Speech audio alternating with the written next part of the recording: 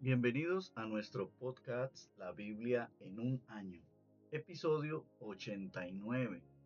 Una rentabilidad del 100 por 1. Ese es el título de hoy. Fue criado en una de las áreas más duras de Manchester, Inglaterra. Su padre era alcohólico y dejó la escuela a los 15 años. Huyó de su casa, vivió en las calles, se unió a una pandilla con la que se vio envuelto en una vida llena de delitos y finalmente terminó en la cárcel. Cuando salió, se unió al ejército y pasó por 2 divorcios. En 1994 acudió a nuestra iglesia HTV, participó en Alfa, le dio su vida a Cristo. ¡Wow! Y fue lleno del Espíritu Santo. Comenzó a visitar a las personas en prisión, se unió al equipo de HTV para liderar el ministerio en prisiones, comenzó una organización para expresidiarios e inició un proyecto para personas sin techo. Empezó un curso para ayudar a quienes tenían adicciones y algunos proyectos para socorrer a quienes luchaban con la depresión y las deudas. Bajo su liderazgo, Alfa Prisiones se ha extendido por las cárceles de Gran Bretaña y en 76 países más en todo el mundo. Miles de personas han llegado a la fe en Jesucristo. Cientos de hombres y mujeres han sido acogidos en distintas iglesias a través del ministerio Caring for of Others, ayuda para los expresidiarios. Los ministerios que dirige tienen el potencial de tocar miles de vidas alrededor del mundo. Paul Cowley es un ejemplo de alguien que fue buena tierra en donde la semilla brotó y produjo una cosecha del 100 por 1. Tiene un corazón noble y bueno, escuchó la palabra, la retuvo y mediante la perseverancia ha producido una cosecha cientos de veces mayor a lo que fue sembrada. Encontró a Jesús como su Salvador, como su Señor, como su pastor, como aquel que sembró la palabra en su corazón. Quiero invitarle que hoy hagamos la primera lectura de hoy y está en Salmos capítulo 38. Vamos a leer desde el versículo 13 hasta el 22. Vamos a leer en la nueva traducción viviente el día de hoy. Pero yo hago oídos sordos a sus amenazas, me quedo callado ante ellos como quien no puede hablar. Opté por no oír nada y tampoco respondo, pues a ti te espero, oh Señor. Tú debes responder por mí, oh Señor mi Dios. Dije en oración, no dejes que mis enemigos se burlen de mí, ni que se regodeen en mi caída. Estoy al borde del colapso, haciendo frente a un dolor constante. Pero confieso mis pecados, estoy profundamente arrepentido por lo que hice. Tengo muchos enemigos agresivos, me odian sin razón, me pagan mal por bien y se me oponen porque procuro lo bueno. No me abandones, oh Señor, no te quedes lejos, Dios mío. Ven pronto, Dios de los cielos, Señor, en mi ayuda. Ayúdame, porque tú eres mi Salvador. Punto número 1. Salvador personal. David, en medio de todos sus problemas, sufrimientos y persecuciones, se volvió al Señor y lo empezó a mirar como su Salvador personal. Puede que ahora mismo estés atravesando las dificultades extremas que afrontó David, o puede que no, o puede que tus problemas sean mayores que los de David, pero aún así puedes seguir el ejemplo de David en tu vida.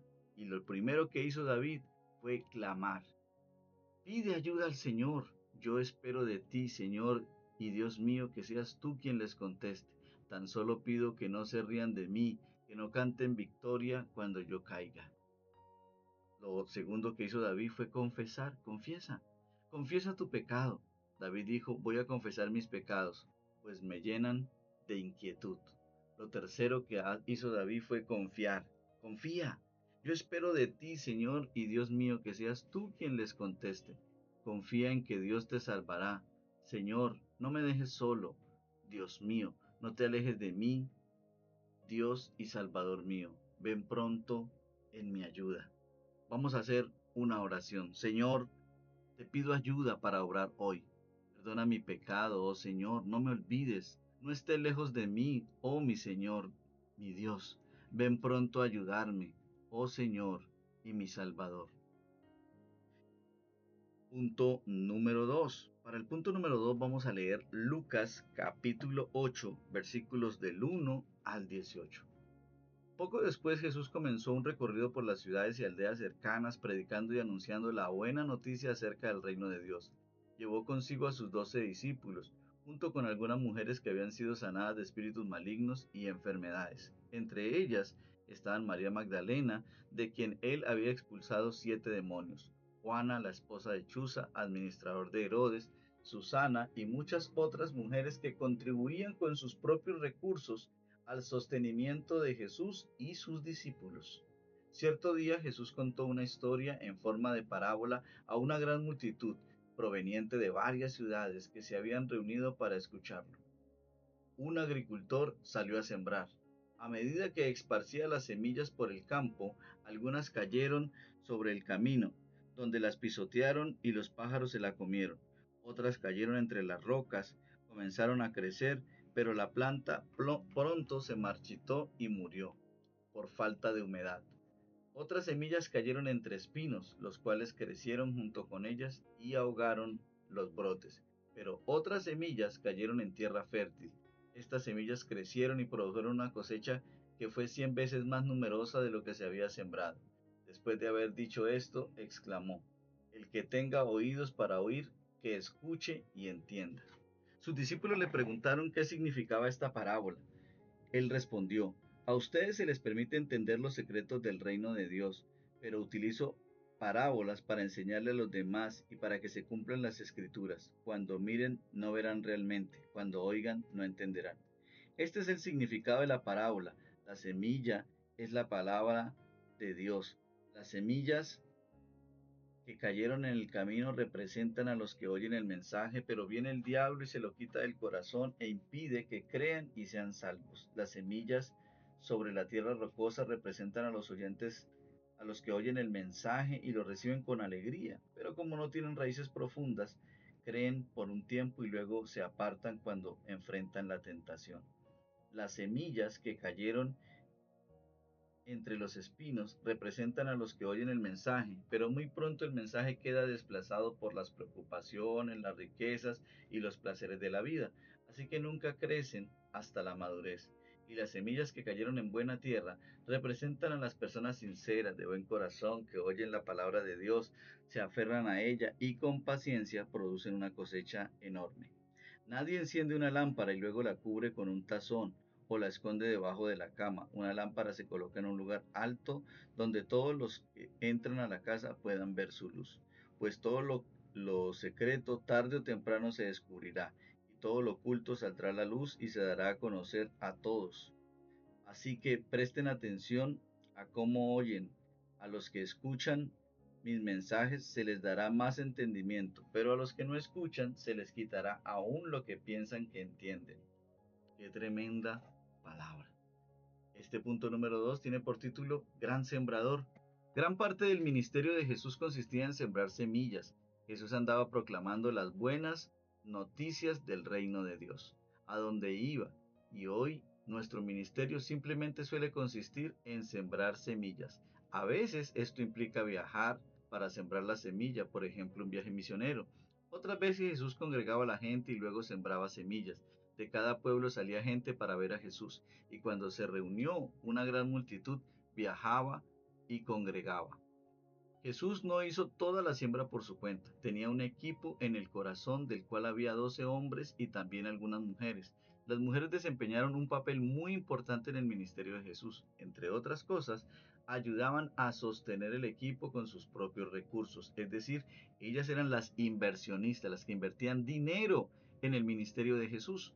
Esto es importante para los que dicen que no se debe usar dinero en la predicación del Evangelio. Claro, Dios le permitió tener mujeres a su lado que invirtieran en el ministerio. Qué cosa tan tremenda, ¿no? Poderosa.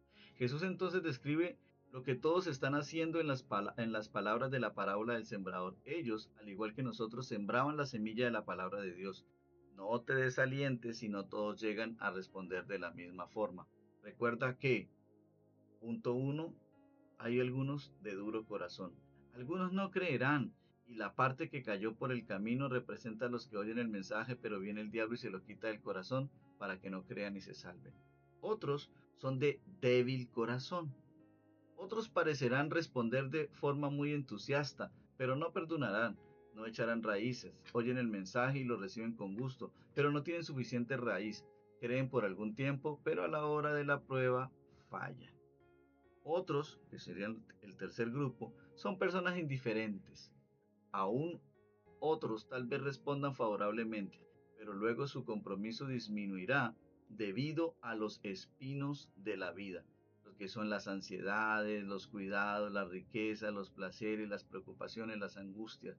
La parte que cayó entre espinos son los que oyen, pero con el correr del tiempo los ahogan lo que habíamos nombrado anteriormente, las preocupaciones, la riqueza, los placeres de esta vida. Por lo tanto, no maduran. Otro grupo serían los de todo corazón. ¿Quiénes son ellos? Pues quiero decirte que las primeras tres categorías llevan a una gran decepción y tristeza. No obstante, Jesús dice que algunos responderán favorablemente y producen una buena cosecha. O como expresa la versión bíblica en inglés de Message, estos son los corazones buenos que se apoderan de la palabra, se aferran a lo que sea permaneciendo con ella hasta que haya una cosecha. Antes había dicho que esta siembra produjo una cosecha del 100 por 1. A menudo digo que realizar alfa es lo más decepcionante que en alguna vez has participado. Es decepcionante cuando la gente responde negativamente o se aparta, pero al leer las palabras de Jesús no debemos sorprendernos de esto. Por otro lado, alfa también ha sido lo más emocionante en lo que nunca he participado. Aquellos que responden de todo corazón a la semilla que ha sido sembrada, como Paul Cowley, tienen un enorme impacto, una cosecha 100 veces mayor. Vemos esto una y otra vez en la vida de aquellos que se acercan a Jesús. Son llenos del Espíritu Santo y salen y le cuentan a sus amigos y producen un gran impacto en la sociedad. Estas palabras de Jesús no tienen que ver solo con otras personas, trata acerca de todos nosotros cada vez que escuchamos la palabra de Dios. Por ejemplo, cuando leemos la Biblia o escuchamos una charla sobre la Escritura, ten cuidado por la manera en que escuchas la palabra de Dios. En un sentido, tu vida entera es una respuesta a la palabra de Dios. Cuanto más respondas, más se te dará. Y cuando se te dice ten cuidado es escucha la palabra, lee la palabra, entendiendo que es la voz de Dios a tu vida. Vamos entonces a hacer una oración. Señor, gracias por el poder de tu palabra, porque ese poder cambia vidas. Mi vida está siendo cambiada por tu palabra. Ayúdame a no desanimarme ante las decepciones, sino a seguir sembrando la semilla. Gracias por el gran gozo que hay cuando vemos que la semilla echa raíces en la vida de una persona, de una familia, de una sociedad. Produce una cosecha cientos de veces mayor a lo que ha sido sembrado. Hoy te pido que esa palabra haga un efecto enorme, transformador en mi vida, en mi descendencia y en toda mi nación. Gracias, Señor. Bueno, vamos a hacer la tercera lectura el día de hoy y vamos a leer Números capítulo 27, versículos del 12 al 23. Cierto día el Señor le dijo a Moisés, sube a una de las montañas al oriente del río y contempla la tierra que le he dado al pueblo de Israel. Después de verla, al igual que tu hermano Aarón, morirás. Pues los dos se rebelaron contra mis instrucciones en el desierto de Sin. Cuando los israelitas se rebelaron, ustedes no les mostraron mi santidad junto a las aguas. Estos son las aguas de Meribá en Cades, en el desierto de Sin. Entonces Moisés le dijo al Señor, oh Señor, tú eres el Dios que da aliento a todas las criaturas. Por favor, nombra a un nuevo hombre como líder de la comunidad. Dales a alguien que los guíe donde quiera que vayan y que los conduzca en batalla, para que la comunidad del Señor no ande como ovejas sin pastor. El Señor le respondió, toma a Josué, hijo de Nun, en quien está el Espíritu, y pon tus manos sobre él. Preséntalo al sacerdote Eleazar ante toda la comunidad y públicamente encárgale que dirija al pueblo. Entrégale de tu autoridad para que toda la comunidad de Israel obedezca. Cuando se necesite dirección del Señor, Josué presentará ante el sacerdote Eleazar, quien usará el Urim, uno de los sorteos sagrados que se hacen ante el Señor para determinar su voluntad. De esta manera Josué y el resto de la comunidad de Israel decidirán todo lo que deben hacer. Así que Moisés hizo lo que el Señor le ordenó y presentó a Josué ante el sacerdote Eleazar y ante toda la comunidad. Luego Moisés impuso sus manos sobre él y le entregó el cargo de dirigir al pueblo, tal como el Señor había ordenado por medio de Moisés. Números capítulo 28. El Señor le dijo a Moisés: da al pueblo de Israel estas instrucciones. Las ofrendas especiales que ustedes presentan son un aroma agradable para mí, son mi pan. Asegúrese de que sean llevadas en el tiempo indicado y ofrecidas de acuerdo a mis instrucciones. Dile a los israelitas: esta es la ofrenda especial que deberán presentar al Señor como ofrenda quemada diaria. Ofrezcan 2 corderos de un año que no tengan ningún defecto. Sacrifiquen un cordero por la mañana y otro al atardecer. Con cada cordero entreguen una ofrenda de grano de 2 litros de harina selecta mezclada con 1 litro de aceite puro de olivas prensadas. Esta es la ofrenda quemada habitual instituida en el monte de Sinaí como ofrenda especial, un aroma agradable al Señor. Junto con la ofrenda quemada presenten la ofrenda líquida apropiada de 1 litro de bebida fermentada por cada cordero y derrámenla en el lugar santo como ofrenda al Señor. Ofrendan Ofrezcan al segundo cordero al atardecer, con la misma ofrenda de grano y ofrenda líquida. También es una ofrenda especial, un aroma agradable al Señor. En el día de descanso sacrifiquen 2 corderos de un año sin defecto, junto con una ofrenda de grano de 4 litros de harina selecta humedecida con aceite de oliva y una ofrenda líquida. Esta es la ofrenda quemada que se presentará cada día de descanso, además de la ofrenda quemada habitual y su correspondiente ofrenda líquida. El primer día de cada mes presenten al Señor una ofrenda quemada adicional de 2 becerros, un carnero de siete, un carnero y 7 corderos de cada año, todos sin defecto. Estas ofrendas deben ser acompañadas de ofrendas de grano, de harina selecta, humedecida con aceite de oliva, 6 litros por cada becerro, 4 litros por cada carnero y 2 litros por cada cordero.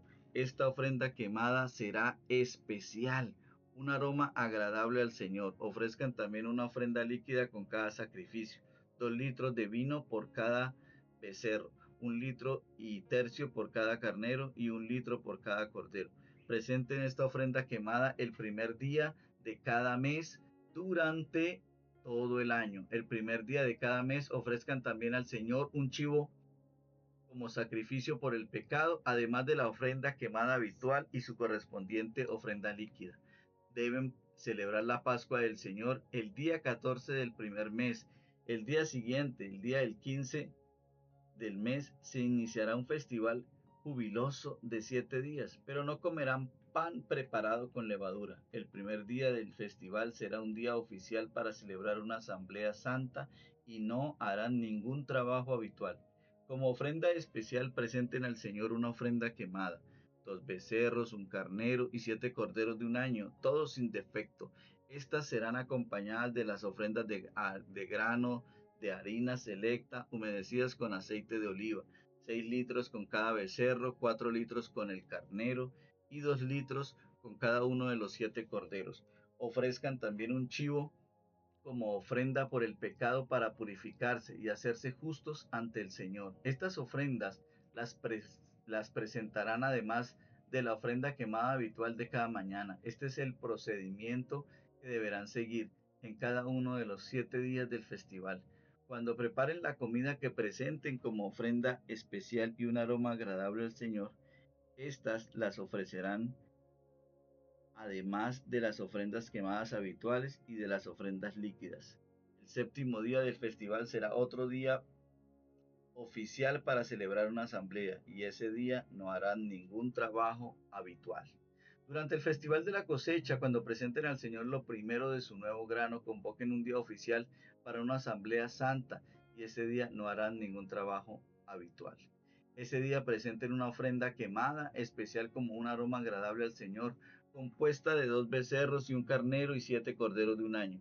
Estas serán acompañadas de las ofrendas de grano de harina selecta humedecidas con aceite de oliva, 6 litros con cada becerro, 4 litros con el carnero y 2 litros con cada uno de los 7 corderos. Ofrezcan también un chivo para purificarse y hacerse justos ante el Señor. Preparen estas ofrendas quemadas especiales junto con sus ofrendas líquidas, además de la ofrenda quemada habitual y su correspondiente ofrenda de grano. Asegúrense de que los animales que sacrifiquen no tengan ningún defecto. Números 29. Cada año, el primer día del mes señalado, al principio de otoño, celebran el Festival de las Trompetas, convoquen un día para una asamblea santa y no hagan ningún trabajo habitual. Ese día también deben presentar una ofrenda quemada como aroma agradable al Señor, un becerro, un carnero y 7 corderos de un año, todos sin defecto. Estas deben ser acompañadas de las ofrendas de grano, de harina selecta, humedecidas con aceite de oliva, 6 litros con el becerro, 4 litros con el carnero y 2 litros con cada uno de los 7 corderos. Además, sacrifiquen un chivo como ofrenda por el pecado, para purificarse y hacerse justos ante el Señor. Estos sacrificios especiales, junto con sus ofrendas obligatorias de grano y de las ofrendas líquidas, son además de las ofrendas quemadas habituales, mensuales y diarias. Se las presenta como ofrenda especial al Señor, un aroma agradable a Él. 10 días después, el 10.º día del mismo mes, convoquen otra asamblea santa. Ese día, el día del perdón, el pueblo no debe comer ni hacer ningún trabajo habitual. Deberán presentar una ofrenda quemada como aroma agradable al Señor, un becerro, un carnero y 7 corderos de un año, todos sin defecto. Estas ofrendas deben ser acompañadas por las ofrendas obligatorias de grano, de harina selecta, humedecidas con aceite de oliva, 6 litros de harina selecta con el becerro, 4 litros de harina selecta con el carnero y 2 litros de harina selecta con cada uno de los 7 corderos.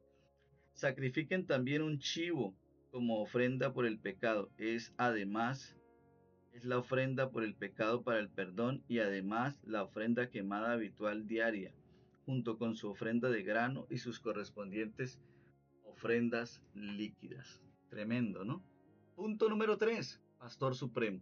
A medida que Moisés se aproximaba al final de su vida, veía con desesperación la necesidad de que el pueblo de Dios tuviera un líder. Oraba hacia el Señor. Dígnate, Señor, Dios de toda la humanidad, nombrar un jefe sobre toda esta comunidad. Uno que los dirija en sus campañas, que los lleve a la guerra y los traiga de vuelta a casa.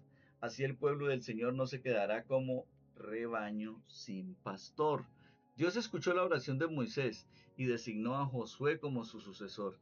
Dios dijo acerca de Josué: es un hombre de espíritu. Le impusieron manos, fue encomendado, se le dio autoridad y se volvió un pastor del rebaño de Dios. En aquel entonces, pastor era un término habitual de reyes y gobernantes. La preocupación de Moisés por el Señor anticipa la preocupación de Jesús por su pueblo.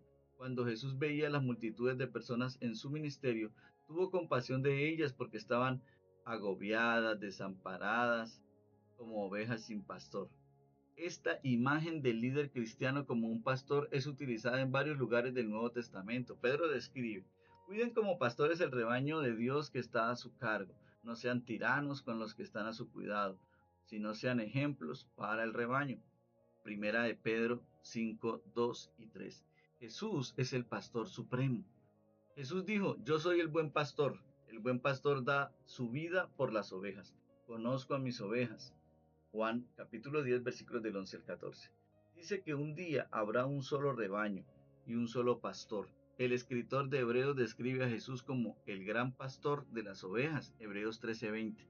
El resto del pasaje del libro de Números, con sus regulaciones sobre la alimentación y la bebida, los festivales religiosos y el día de reposo, nuevamente señala a Jesús. El apóstol Pablo escribe: todo esto es una sombra de las cosas que están por venir. La realidad se halla en Cristo, como lo dice en Colosenses capítulo 2 versículo 17. Jesús es el pastor supremo, el gran sembrador y el salvador del mundo. También anhela ser el Señor de tu vida y de mi vida. Por lo tanto, vamos a hacer otra oración. Señor, te adoro a ti como el pastor supremo, como el gran sembrador, como el salvador del mundo. Hoy quiero pedirte que tomes el control de mi vida siendo también mi Señor. Gracias por tu amor y tu cuidado hacia mí. Gracias por el mensaje que me has dado. Oro para que pueda, a cambio de ello, ser un buen pastor, sembrar la semilla de tu palabra en otras personas y producir una cosecha abundante en mi propia vida y en la de los demás. Recuerde de que la pastora Pipa siempre hace su comentario. Y en el comentario de hoy recomienda leer Lucas capítulo 8, versículos del 1 al 8. Y ella dice lo siguiente: estoy particularmente intrigada por las mujeres que viajaban con Jesús y respaldaban sus ministerios con sus propios recursos. Entre ellas estaban Susana, Juana y María Magdalena. Habían sido sanadas o libradas de espíritus malignos. Chuza, el espíritu de Juana, administraba la casa de Herodes. El apoyo de Juana a Jesús y el trabajo de Chuza que Chuza realizaba para Herodes tuvieron que producir conversaciones de lo más interesante en el hogar. Así es. Es interesante ver mujeres en posiciones de prominencia. También estaba María Magdalena, quien fue seleccionada por Jesús y a quien se le confiaron aquellas noticias asombrosas. Jesús escogió una mujer con un terrible pasado para confiarle la noticia más importante de la historia. Recuerda esto. Sí, recuerda que este devocional es escrito por el pastor Nicky Gumbel de la iglesia HTV en Londres y la voz de este podcast es de Luis Alfonso González. Bendiciones, mis amados.